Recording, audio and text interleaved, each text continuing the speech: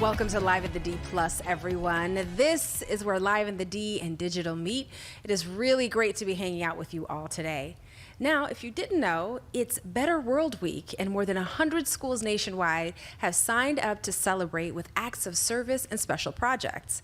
A Detroit school is part of the effort to make the world a better place, and we'll chat about that in just a few minutes. But first, take a look at the inspiration for the initiative.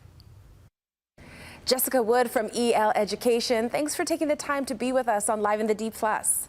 Thank you so much. I'm happy to be here. It is our pleasure to have you. Now, tell us about the concept for Better World Week and how it encourages action. Absolutely. So Better World Week is a national celebration of student-led activism and service hosted by EL Education. We are a national nonprofit. We partner with schools all over the country. So the Better World Week highlights how students all across the country are turning learning into real impact in their communities. Now, what are some of the projects that schools across the nation are carrying out for Better World Week? Sure. So right in Detroit, students at Detroit Academy of Arts and Sciences are leading a powerful response to recent flooding that displaced hundreds of families. They organized a supply drive to collect clothing and toiletries and food for affected neighbors. And it's really a powerful example of how students are responding with compassion and leadership and action. That's great. Now, those are some of the local projects happening this year. What is your vision nationwide? So nationwide, some of what we're seeing is students who are so passionate about improving their communities that they're starting right at their school. So we're seeing students who are doing beautification projects that involve environmentalism. They are painting murals on their school campuses. They are creating sensory gardens for students with disabilities. They're really taking what they're learning about science and the environment, and they're putting it to use right where they go to school. And so I would say that is one theme that we're seeing. We're also seeing students who really want to give back in ways that are close to their heart. So for example, there's a project in Washington, D.C., where students have built an entire day of service for a beloved teacher who passed away. They have a whole day planned for Miss Brenda in her honor. And things like that are examples of projects that will really stick with students and their communities. Definitely. Now, not only do these acts of service make a difference for their communities where they're happening, but how does volunteering or service learning positively impact students and their futures? So what we see is that volunteering, especially at a young age, really builds leadership, it builds confidence, it builds empathy, and these are skills that last a lifetime. It really helps students see themselves as change makers and not just future leaders, but leaders right now and today. And we see that when students take action early, they really develop a stronger connection to their own schools and communities. I agree. I think it empowers them also to feel like they can actually make a difference. 100%. And that civic engagement can last right through into adulthood, which is what we all want to build in our young people. Definitely. And if schools didn't sign up to be part of Better World Week, how can students still help and make a difference?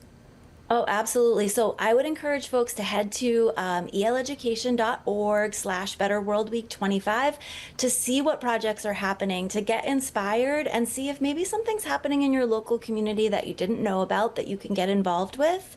And you can also follow EL Education on social media for daily updates to see what's happening all across the country. All right. Well, thank you so much for being with us for Live in the D Plus. We really appreciate you. Yes, thank you. Take care. Well, now we want to take a closer look at how Better World Week is being celebrated right here in Detroit. And to do that, we are checking in with a teacher and student from a participating school, Detroit Academy of Arts and Sciences. I am joined by 7th grade teacher, Miss Tiffany Rhymes. I didn't feel right calling you by your first name. I felt like I should be like Miss Rhymes. It's okay. It's okay. Thank you. And scholar Kennedy Wilson. Hi, Kennedy. Hi. Thank you for being with us. You're welcome. All right. And of course, for being here for, I should say, Happy Better World Week. Yes, Happy Better World Week. That's what we're Yes. trying to do. So, Tiffany, I'm going to start with you. Okay. So let's get right into how your students are helping to make a difference and make the world a better place. Your 7th grade students took action after the major flood that happened in Southwest Detroit, displacing hundreds of people. Yes. Tell us about the projects that your classes carried out and how it got started. So originally last year, we started within our school. So we seen a need within our school building. Students, which are 8th graders now, last year were 7th graders, decided to do a toiletry drive to create bags called eye care kits. And so we had those distributed to teachers 6th, 7th, and 8th grade where students could access them. So this year, I have some fierce 7th graders, and they decided that they wanted to take this initiative outside of our school and take it into the community. So over break, my students have my number. They shot me a text and said, "Hey, Ms. Rhymes, are you watching the news? Do you see what's happening?" And I'm like, well, I wasn't watching the news at the time, but I said, yeah, like, what's happening? And so they informed me that a flood had happened. And so they said, how can we take what we're doing inside of class and put that to work outside of our classroom and help the community? So we reached out to some community organizations, currently working directly with Detroit Hispanic Development Coalition and other community organizations. They created a list, they were on the ground, told us what they needed, and so our students worked together. They created a flyer. Kennedy definitely took charge, and she facilitated, and the kids just went with it. And so amazing things happened after that. So I have to ask you this, though, Miss Rhymes. How proud of your students were you? I Very. can only imagine. Very. They took the initiative. They reached out to you. Yes. I have some amazing kids. Yeah, I see. I have some Let's get to amazing one of them. kids. Kennedy, thanks Yes. for hanging out with us. You're welcome. Okay, so how did you help with these efforts? So we decided to take initiative, and we are helping the Southwest families that were impacted by the flood. So I made a flyer for them, so other grades in our school can try to donate food, clothes, and other toiletry items to help them, because their families were very impacted by the floods. Yeah, the floods were shocking, and that was right in our own backyards. That was very close to where all of us are. So Kennedy, let me ask you this. How do you kind of rally all of your fellow classmates and get them to see your vision and move forward with you? So my classmates, it's people that if they really want to do it, then they will do it. I don't really... Wait. You didn't really have to push them? Yeah, or I don't really have to Because you push have to be a them. leader. Listen, Yeah. you're one of the people who came up with the idea, right? You presented this to your fellow classmates, so that's leadership right there. Leadership. And it's beautiful to hear that you didn't have to force them to do it. They just kind of wanted to do it with you, would you say? Yes. Yeah, okay. So now, after you got all of the donations, how did you distribute them? On Saturday, Ms. Rhymes, well, I wasn't there, but Ms. Rhymes took the items that we donated from our school to a food drive, and she passed them out with the organization that she was with. Wow. So, Ms. Rhymes, what kind of impact did you see at the drive? I would say it was beautiful. One, I saw a collaboration of diverse people that were impacted by this one thing. Everyone came together. We had moms, dads, grandmothers, just generations, right? And they all came together to help one another, and that's a beautiful thing. It's a beautiful thing. It really is. What was some of the response that you saw from the community? Because I know it was you and a whole bunch of other people It who was, did yes. donate. I would say originally, once my kids got the flyer together, I'm a social media person, so I put it out on social media. I'm also a member of Zeta Phi Beta Sorority Incorporated, and my sorors leaped right in.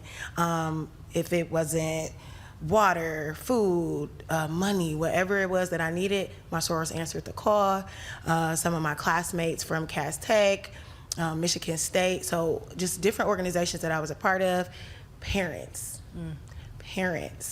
My parents definitely circulated the flyers. So it was more than just the community organizations. It was organizations and stakeholders that we collaborate with all the time to make this beautiful thing happen. Yeah, you really tapped into your own personal resources For to say, sure.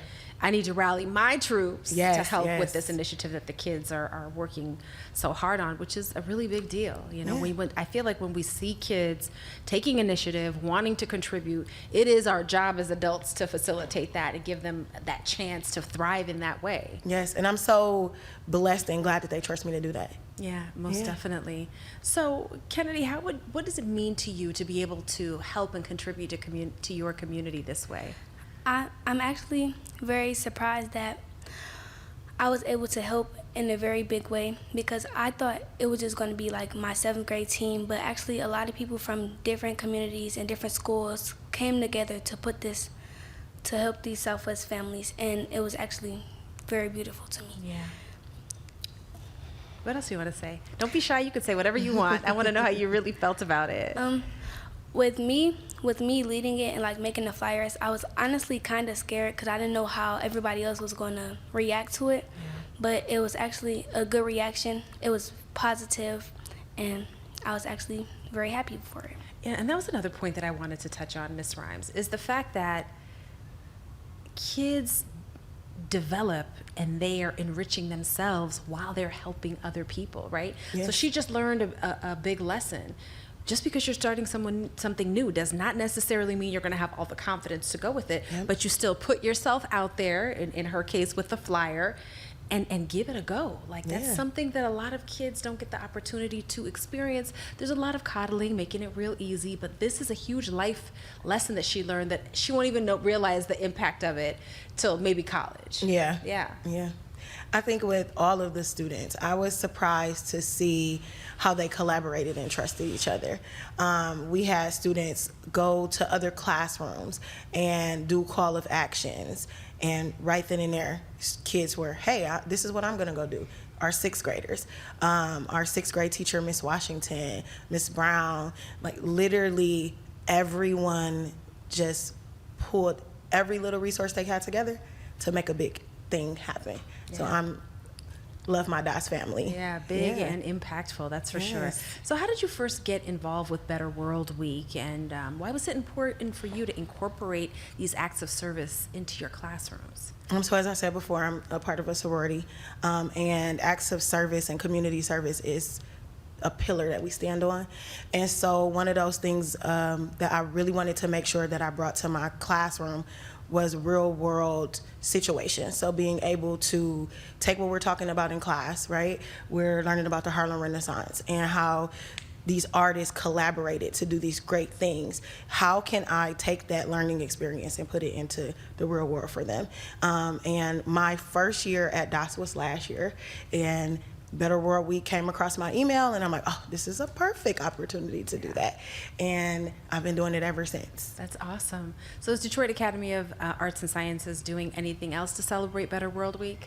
I know that we just had a community cleanup. Mrs. Brown, which is our 6th grade science teacher, she led a community cleanup.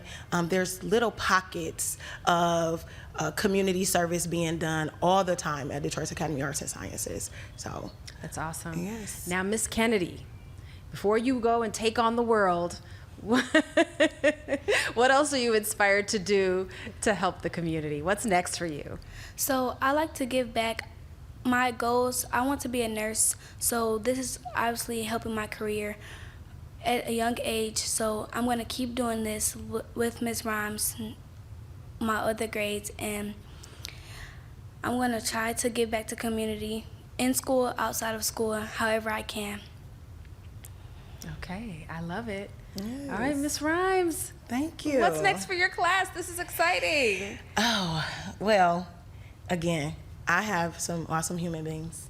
I get to lead an awesome group of kids. This isn't their first initiative. They, this year, literally each quarter they've done something. They have done toiletry drives for domestic violence shelters. So definitely trying to duplicate this so that it lasts and that we are able to bring other grades on, bring other community organizations on, make it bigger than what it is right now. So that's our goal, right? Yeah. That's our goal. You ready, Kennedy? Yeah. I want to see you take over the world. You ready? Yes. She's like, She can do it. I just came to do an interview, ma'am. She can do it. She can do it. They all can do it. They all can do it. Absolutely. Thank you both so much for joining us Thank for you for Live in the D having Plus. us. We appreciate you. Yes. And for making, the world a better place and our community. Sometimes we forget we got to start in our own backyards. Yes. That's right. Thank you Beautifully again. said. Thank you. All right. We'll be right back with more Live in the D Plus right after this short break.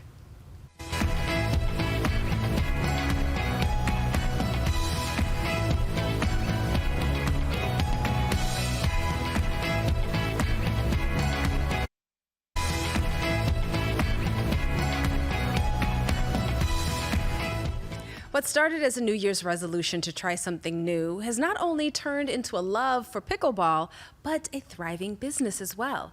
April Morton stopped by Wolverine Pickleball in Ann Arbor, where the love for the game is helping form some special relationships. We know that pickleball has exploded in popularity in recent years. And for players here at the Wolverine Pickleball in Ann Arbor, this activity goes beyond the game. They come here, they've made friends, they feel the warmth and the support of community. And we have so many people who have told us the stories of how pickleball is helping them through some difficult times, like player and Wolverine employee Ken Monash. It was a very rare form of lung cancer called nut carcinoma.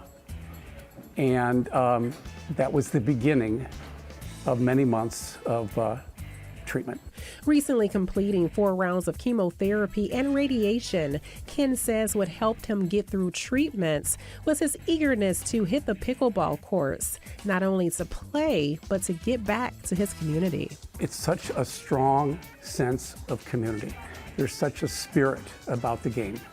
There's a camaraderie that I've never experienced before. He says people from here sent him cards, and when he came back, they constantly checked on his well-being. That camaraderie started with the inception of Wolverine Pickleball, owned by Leslie White and Christy Holden, who started playing together just a few years back. I started as a New Year's resolution to try something new, and pickleball was it. And when I showed up to play, they told me I was much too young to be there and had my senior in training card, because I didn't realize I showed up at a senior center back in 2017 before the pickleball craze got started. The ladies love the game so much that they started brainstorming on how to bring the sport to others. We rented out school gyms and ran community ed programs to teach more people to play, because we needed more people to know how to play of our friends and extended community. And from there, we just kept going more and more and found a warehouse where we could DIY it and test it. The ladies say that warehouse was old and shabby, and players were limited because it was during the pandemic. But now they have this 38,000 square foot state-of-the-art facility with 12 custom pickleball courts, which opened in December of 2023. And if you don't play, they still have you covered. Then we have a nice lounge space where we have private event space. We've got a tap wall, which is 30 taps of beer, wine, cocktails. I skipped the self-serve tap wall, but had to get a quick game going. Only playing once before, I was a little bit rusty, but Christy reminded me of some rules and gave me a few pointers, so I think I did okay. Wow, this was a lot of fun, and I can see how special relationships are formed. Leslie says she never thought in a million years that she would own such an amazing space. and it makes people so happy that it's just really easy. And we put in a lot of hours, but it never feels like that because it's so fun. It's just the spirit of the game. It just brings out the best of people. It really does. Well, if you're interested in booking playtime for any of the activities at Wolverine Pickleball, they take reservations by phone and online. Now, that is not the only place that you can check out if you've been thinking about trying your hand at pickleball. There are new pickleball courts at Beacon Park in Detroit. So listen, it's really cool. You can join a league, be part of a tournament, or just take part in open play. I think I'll do open play because I know that these people can be really competitive when it comes to their pickleball. Now, the pickleball courts will be open through June June 15th at the park on Grand River Avenue. All right, everyone. Local 4 has launched Trade Up, powered by Carhartt, as part of Trade Up. We're going to shine a light on a trade workers with the monthly Ace of Trades Award. Now, this will recognize people that exemplify the work and success in their specific trade. We invite you to nominate someone and share their story by going to clickondetroit.com/trade-up. You can also scan that QR code on your screen. Let us know who you think we should be recognizing for their hard work. I'm sure there are tons of appropriate people out there who would be perfect for this award, and we want to hear about it. So again, go to clickondetroit.com. All right, everyone, thank you so much for hanging out with us for Live in the D Plus. Happy Better World Week as well, and I'll see you back on Live in the D tomorrow at 11 a.m. on Local 4.